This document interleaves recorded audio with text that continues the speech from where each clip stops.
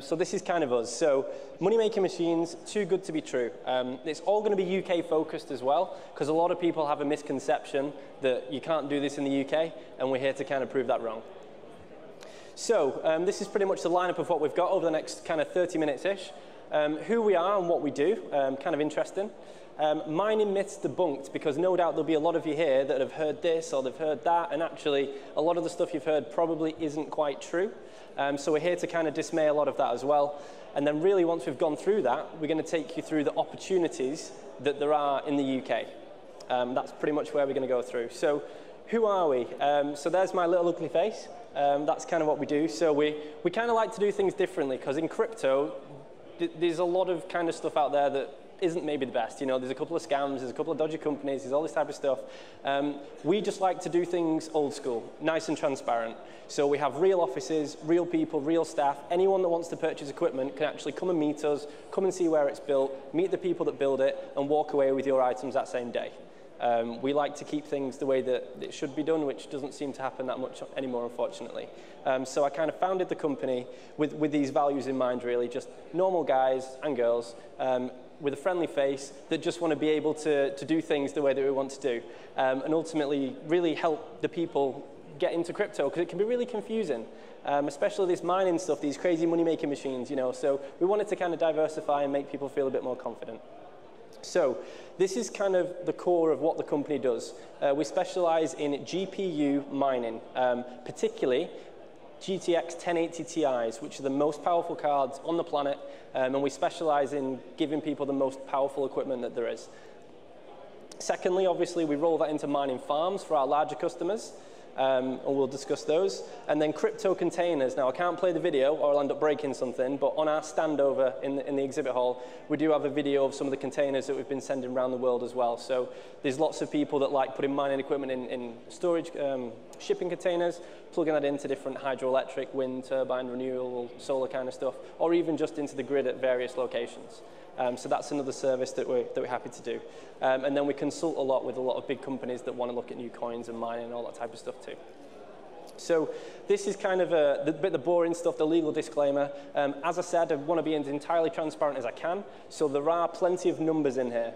So just as with everything with this, before my lawyer kind of kicks me off stage, I have to give you a legal disclaimer to make sure that you understand to take the numbers with a pinch of salt. We put this together very recently, so the numbers are as correct as they can be realistically. But again, this is crypto, things change very quickly.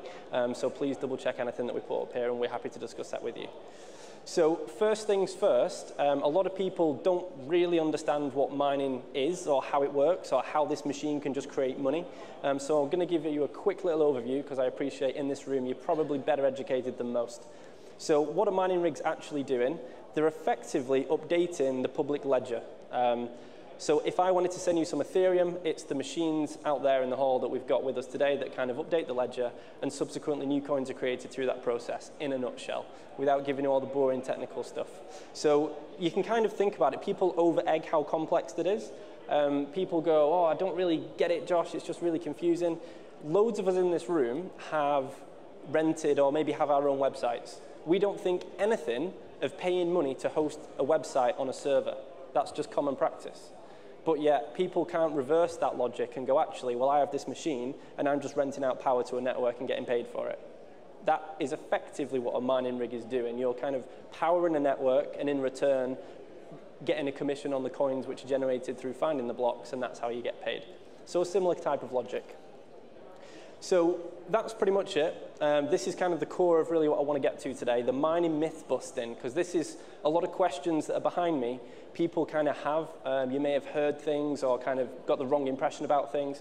And this is why we love to be able to kind of go through this and just kind of make people realize that there is some really exciting stuff going on here. Mining is unnecessary. You know, there's so many of these proof of stake coins, Josh. Why do you need to waste all this power and mine these coins? Fundamentally, proof of work is a technological mechanism which has lots and lots of intrinsic advantages over the way that we do things. The fact that all these computers exist all around the world means that everything is decentralized. It's not in a single place. I mean, I'm sure a lot of this is very familiar to you guys. But fundamentally, it's a very, very important thing, and there's lots of value added to what we are able to offer. So a good example is obviously Bitcoin and Ethereum. What people fail to realize is, as it stands at the moment, virtually everything is traded, at least at one point, through Bitcoin and Ethereum with trading pairs. So considering those two are the biggest proof of work coins in existence, you can't then not say that proof of work is important, because otherwise the whole infrastructure of the network somehow ends up fading away. So there's only one way to mine coins. Now, everyone always goes, oh, I'm going to get me an Asic miner, and I'm going to get an S9, and I'm going to mine Bitcoin. And that's awesome, and you can definitely do that. But there's a lot more things that you can do. So this is now old. There's over 600 mineable coins since the last week that we put this presentation together. So there's over 600 mineable, GPU mineable coins.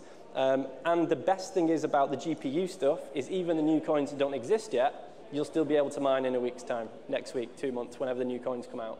It's a very flexible bit of kit. And we have here at the bottom lots of different algorithms. Now, again, without boring everyone with all the technical stuff, an algorithm is effectively the language which a coin is written in. And the GPU cards, the graphics cards, are extremely good at doing lots and lots of these different things, very flexible bits of kit. So one, what is an Asic miner? No doubt a couple of you have heard of that. Bitmain are the big company who make the S9 AMP miners, the most powerful Bitcoin miners in the world. It's an application-specific integrated chip, jazzy name. And that's pretty much what it looks like. You're probably all very familiar with that type of image. Whereas GPU mining is similar to what we have out there, which is a graphics card processing unit. It looks a little bit different and performs very differently too. So this is a little kind of summary. Again, I'm conscious of time, so I don't want to kind of blast you with every tech detail. Just to set this up as well, guys, I'm not going to be doing a Q&A in this section. I'm actually speaking at 3 o'clock upstairs. So any questions and answers from here, I'm going to give it a full section upstairs. So if you want to reserve your questions till then, I'll be more than happy to answer anything. So any of these things I go through a bit too quick or something you missed, please feel free, and we'll do that entirely transparently up there for you. So in a nutshell, what this comes down to is ASIC mining is fantastic, but only under very limited conditions. The speed that the technology changes is very, very quick, and fundamentally, they only mine one coin very, very well. Whereas with GPU mining, you have an unlimited flexibility to mine lots of different coins in lots of different places. So essentially, my kind of argument is, why back one horse when you can buy the whole racetrack and make money on any winner? That's kind of a good logical way to kind of understand that. So you should mine Ethereum. No doubt all of you have heard about Ethereum mining. It's the best thing in the world to mine. And that was definitely true 12 months ago. But things have changed. So the question that we get asked all the time is when people see our equipment is, Josh, how many mega hashes is your machine getting? So just for you that don't know, mega hashes is a denomination of speed for mining. But what people get confused about is all those algorithms that we saw before, that little list, all of those are measured in different speeds. So the same way we have miles an hour and kilometers an hour, those different algorithms are measured in different speeds. So if you say, oh, it's this much on this algorithm, it doesn't necessarily mean it's that much proportionately on another. And a lot of people fail to understand that, and that's where they can get confused. Because they might look at one mining rig that's got 6 cards and think, oh, that's really cheap, or another one that's 6 cards and really expensive, and don't understand the differences between them. So this is a question that kind of always gets our goat. So this is kind of really interesting. So this is a website called whattomine.com. It does what it says on the tin, you know, whatdoimine.com. And this is really, really kind of interesting. So that machine that we have out there, the 6-card 1080 Ti, is the most powerful bit of GPU mining on the planet. That's the best you can kind of get at this point in time. And everyone says, oh, it must be amazing for Ethereum. And yeah, it is. But in all honesty, it's not amazing, bang for your buck. You can get more power for Ethereum cheaper. But what people fail to understand is that actually this Ethereum love child that everyone has doesn't actually work out. So at the moment, the most profitable coin to mine at the time of putting this together is a coin called Raven coin. A lot of you may or may not have heard of it. It might be new to you, but equally, it kind of doesn't matter, because even if you don't like Raven coin, you could mine twice as much of it and then sell it into Ethereum and double your money in a day. So if we look up here, so there's Raven, and then we try to find where Ethereum is, it's actually the 15th most profitable coin to mine. So this is just kind of giving you an illusion to how wide the market goes, and very few people realize kind of how much meat is really on the bone in this sector. So again here, this is just a little demonstration of the kind of power differences between cards and technical stuff, ultimately, which is why we use the 1080 Ti, because it's a really, really powerful card and has a lot of flexibility. So everything is moving to Asic. So a lot of people may or may not be aware recently, Bitmain have now kind of moved and they've got an Ethereum Asic miner. They've tried recently to make an Equihash Asic miner. And that's good for them, I guess, but people are worried that actually, well, if this company is moving and there's going to be these machines that do each one of these algorithms, why do I need to buy a GPU machine? Because this other company does it better and faster and cheaper. But what we've actually found is the GPU community has fundamentally rejected that kind of impounding domination of Bitmain. So as great a company as Bitmain is, because it's so big and so powerful, a lot of people don't like the fact that there's one company that effectively controls the production of Bitcoin, because that's the only way to mine that coin really at any competitive level. So even though we have a decentralized crypto world, if there's one manufacturer that's dominating the whole scene, it makes it very difficult for other people to compete.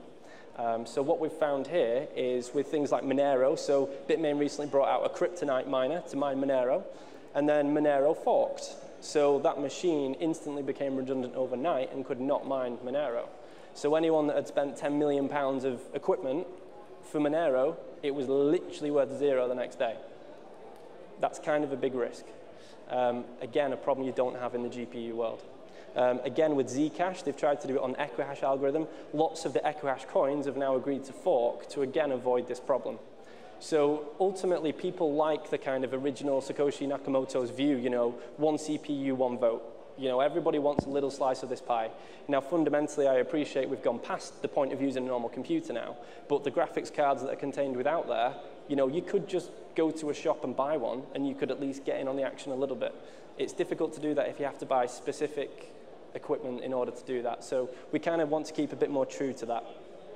This has led to things like Ravencoin, which is designed from the ground up to be able to be an ASIC-resistant coin. All those other algorithms we took before, the 16 algorithms, this runs on a new algorithm called X16R, which, in a nutshell, without being too confusing, takes all the other algorithms and then randomly rotates them.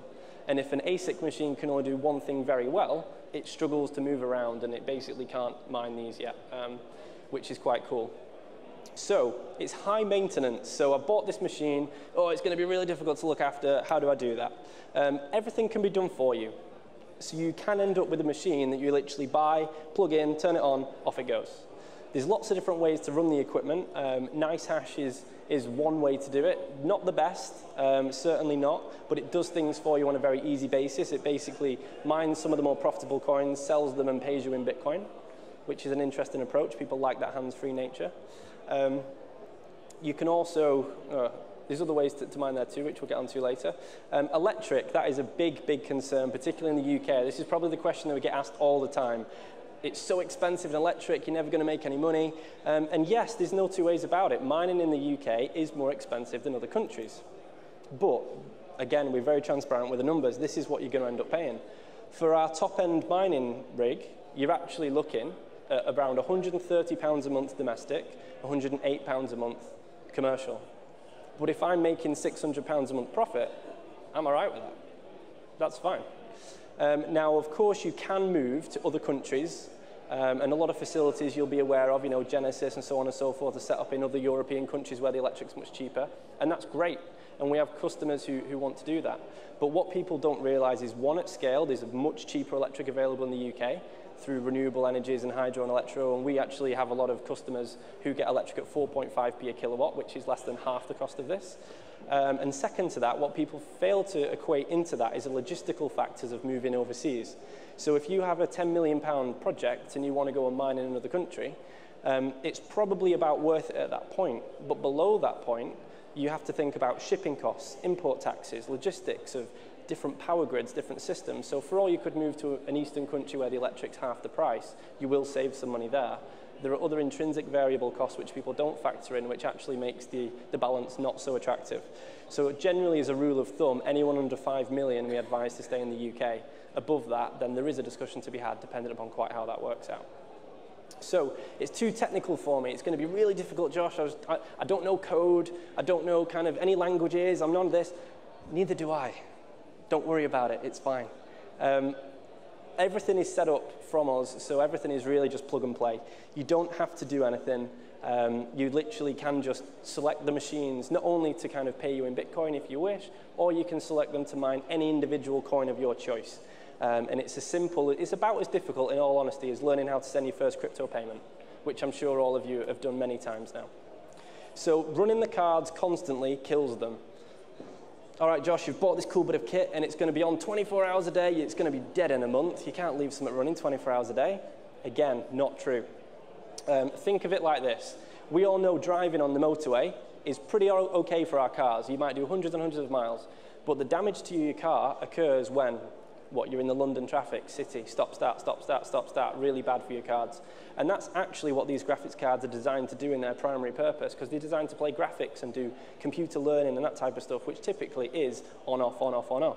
So if we run them at a constant speed, at a constant temperature, and actually undervolt them so they're being utilized less than normal, they have a really, really quite nice shelf life. And we find actually that people that are mining generally end up with very good rates on how many cards end up breaking. I mean, for example, quite honestly, more than luck than anything, the amount of stuff we've sold, we've never had a single card fail on a customer.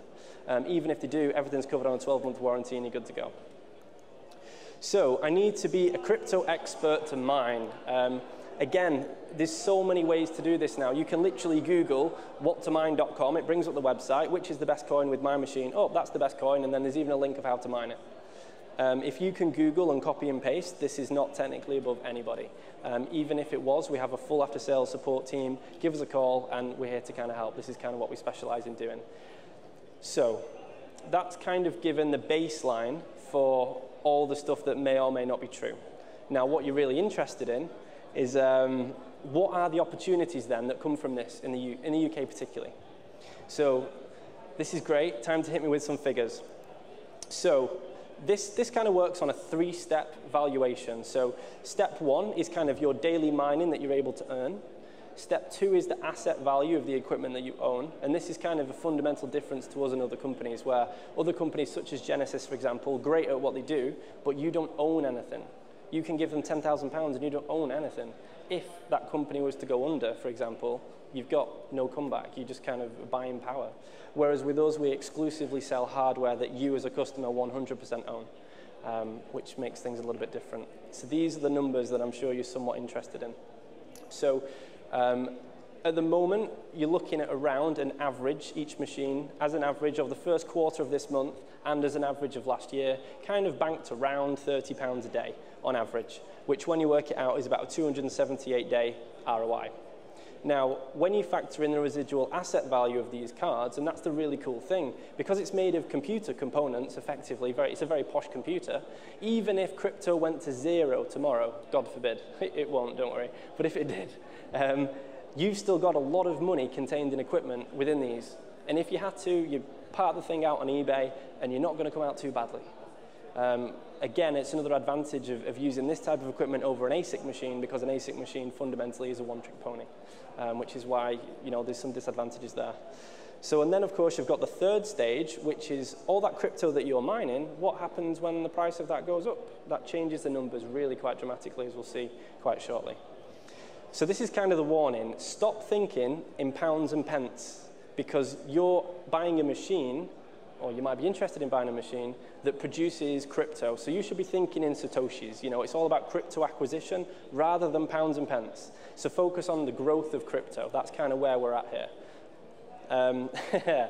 But I know people don't like to think like that. People like to think of pounds and pence. So let's give you a little example of how that works. So the same 6-card machine which we have outside, in January this year, obviously things were going great for crypto in January, was making you around £1,500 profit per month. That same machine now is making you around £500 per month. And what people look at on the surface is they go, oh, well, it's 3 times worse than it was then, Josh. Why am I interested? It's got rubbish. But what they fail to understand is that the amount of coins that the machine is producing is pretty similar. It's just the value of the coins on the market which has changed. So 1,500 here, 500 here, but it's actually mined the same amount of coins, really. It's just the value of those has changed. So obviously, once the market picks back up, as we know it will, then that's the kind of way to think about where this is going to be. So this is kind of where we run a comparison. So just for argument's sake, for example, most of our customers, over 80% of our customers are actually property developers. Because the guys and girls that seem to really understand passive income, put in some assets, return on investment, and at the end of the day, a mining rig's like a virtual tenant, but they don't mess up your carpets. It's great. So you can put a lot of those in a house and earn some quite nice money. So what we actually have here is at £500 a month, you're still getting, even now when the market, in all honesty, is quite stagnant, 6% a month. Sounds all right to me. If I could take 6% a month for the next 2 years, that's a win. You know, you're going to struggle to get that in any other type of investment, which is really quite cool. So typically the example we use is a property developer. If you can't buy a house for £100,000 anymore, but if you could, get a house for £100,000, put a tenant in there, you might do well to get £8,000 or £9,000, 8 to 9% yield per year. That's a really good amount.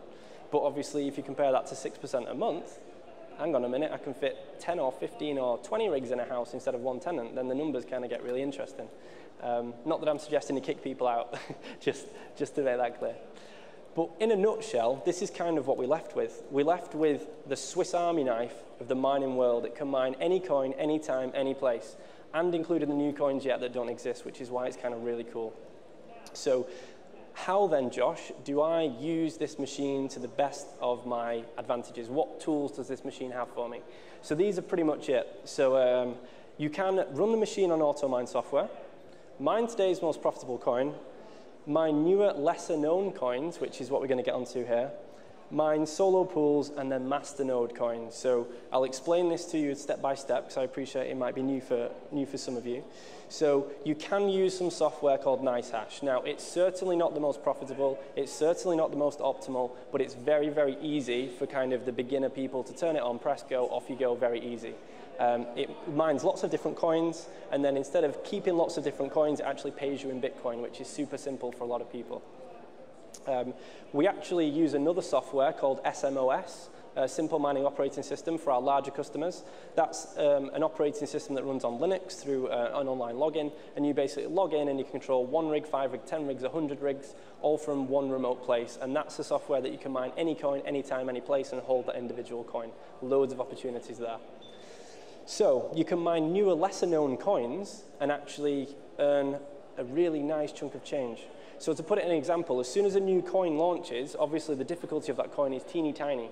And with a lot of power, you can mine an absolute crap ton of coins.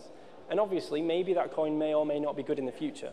But the point is if you can do that repeatedly with maybe, I have a customer particularly that mines a new coin once a week.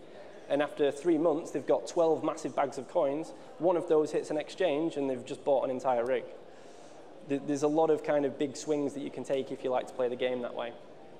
So number 4, this is really interesting because people don't really understand what you can do here. So if you're mining, generally speaking, you join a mining pool. Now, a mining pool is effectively just a team of people all clubbing together to mine their power. So if you imagine loads of guys down a mine with a pickaxe and they're all looking for that bit of gold, if there's 10 of you, it's more likely that someone's going to find it. And equally, when you find that in this term's block reward, everybody shares that equally for their power proportion that goes into the system. Whereas if you have enough mining power yourself, and particularly on the smaller coins, you can actually make your own mining pool. So no one else can come in there but you. So if you find that block reward, you get the entire block, which can be an awful lot of coins.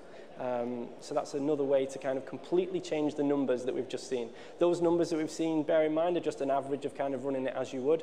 It doesn't include any of these methods at all. This is separate and different. So Masternodes is a really big hot topic in crypto at the moment. Everyone's really getting excited about them. Loads of cool things coming up. But Masternodes, fundamentally, you can mine a lot of the Masternode coins. So why, instead of backing one Masternode, would you not buy a device that can mine all the Masternode coins, and then you can bag up on lots of different Masternodes as you go? So that's kind of my approach. Is a really nice way to be able to do things. So no matter how you choose to mine, it's all about making it work for you. And ultimately, it's all about that flexibility, which is why we only really use GPUs in the company, because I want the best value proposition for the average people in crypto. Because it's very confusing, it moves really fast, and ultimately we just want people to have their bums covered for as long as possible. And that's really what this is able to offer. So who is it for? Okay, they sound great. Why don't you just, give them to everyone? Josh, is it for a certain type of people? Is it really for me? Property developers are our big customers, business owners. There are some amazing advantages of buying this through a company. If any of you guys have companies, get your VAT back. It's just a posh computer. You can even write it down as tax deductibles. And we've even had some customers, rightly or wrongly, put it through as R&D tax credits. So that's not for me to worry about how you do your accounts. That's between you and your accountant. But there's a lot of advantages in the UK particularly where you're developing new technologies such as blockchain innovation to kind of get some really nice money off these types of products. Crypto traders, we have a lot of traders that use this because if you buy a mining rig, it ends up spitting out so much crypto, you can trade that crypto very aggressively because it effectively becomes free spins at the casino because you don't have to keep putting your hand in your pocket. Another way for people to use it. Individuals, we've had customers that kind of, have bought one for different purposes. The wife's gone on maternity, or they've done this, or they've done that. Lots of different reasons. Business owners, again, we've kind of gone through the advantage here. Property developers is a really big one. You can fit 16 of these in a normal UK house. And before you know it, that one house is now earning £8,500 a month instead of 500 quid on a rent, which is kind of cool. So there's a really interesting thing that happens with the psychology of traders too, because that's, like I said, you end up with all this crypto in your pocket at the end of the month, and then before you know it, it all keeps spewing out, which is really good. So I'll just kind of get through to the last bit here. We have a lot of solar customers, hydroelectric too, farmers. This is a big thing for us, actually. We're working with a lot of waste-to-energy firms, a lot of solar, hydroelectric firms. Fundamentally, in the UK, even though we create a lot of renewable energy, our grid system is pretty poor. It's very difficult for that power to get back to the grid. So we end up with a lot of people who generate money and get paid for that tariff, but have excess energy that's not really used properly. So this figures out a really nice way to use that energy. So that's the kind of number I've given you the keys to the kingdom. So on an average of 30 quid a day, if you go back from January 2017 to December 2018, £30 a day was kind of the average of what a machine made. So over the year, you're thinking 365 days, the thing cost me 8 grand plus VAT. I probably made a couple of grand and now I'm left with a machine that's mining profit every day for free. Awesome. But this is where it gets really interesting. If you would have held that £30 a day of crypto that you would have had, obviously we all know last year was an amazing year. So one mining rig actually ended up pumping out close to 92k profit, which is pretty insane. So I have no idea how much one is going to make this year, next year, the next few months. I can't predict the future. But what I can predict is that you're going to end up working with people who can be honest, be transparent, and help answer any questions that kind of exist. And ultimately, every machine that we sell, I'm passionate about creating a bigger, stronger infrastructure for blockchain, because every other machine that goes out to the public completely makes the whole network stronger, makes crypto more accessible, and gets more people involved. And that's really what I love to do. So thank you very much for your time. I hope that was really interesting for you. Up at 3 o'clock, we'll be in there for questions and answers, so we'll delay the questions and answers to there. But thank you very much, everyone. I hope that was useful.